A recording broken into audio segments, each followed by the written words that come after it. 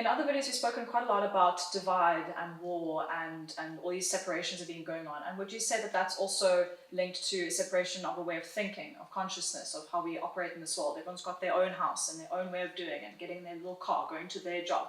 So when it comes to unity consciousness, can you expand and elaborate a little bit more about that in terms of going into this golden age and new era? Thank you. It's such a powerful concept because I've studied unity consciousness for probably about 50 years now, on and off.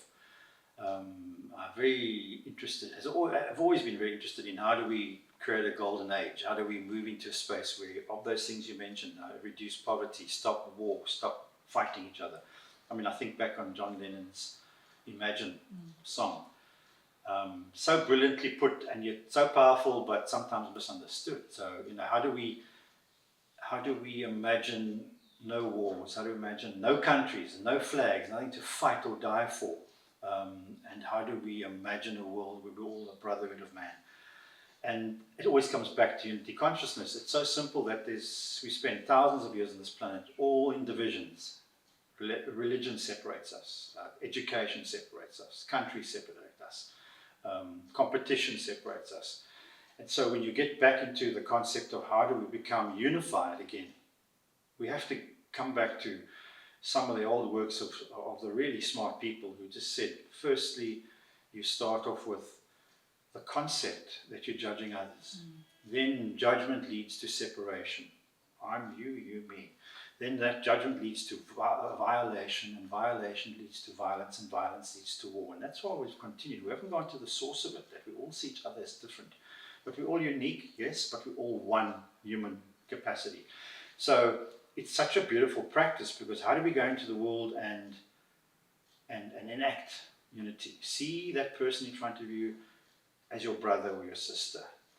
First thing you do is don't judge them. Second thing you do is see if you can be kind to them.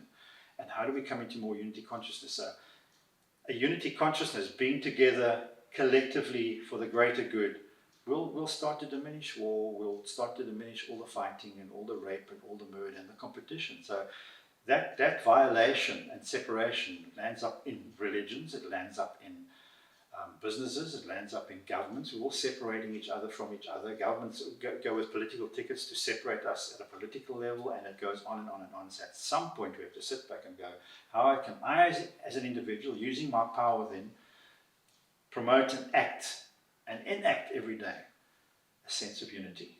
We're all one, we're all together, we'll bring each other home. How do we do that? Simple acts you can do every single day. See yourself as a brotherhood of man, thanks to John Lennon. Yeah, and it's not just going to happen overnight. It's not just going to be something that you wake up and, we're all one. And that'll be really beautiful. It would be, yeah. It would be amazing. So perhaps it's a conscious practice every day, a little something. If you find yourself judging someone, whether it's a homeless person, whether it's the way someone talks to their animals, or how that cashier is operating if they look tired, try not to judge them. Try to just approach with kindness and love and empathy as much as possible. But we're all human. We'll have our moments of judgment, but it's just it's the awareness. That's basically it, just an awareness. So if you can just practice being aware of these things when they do arise, just take it from there.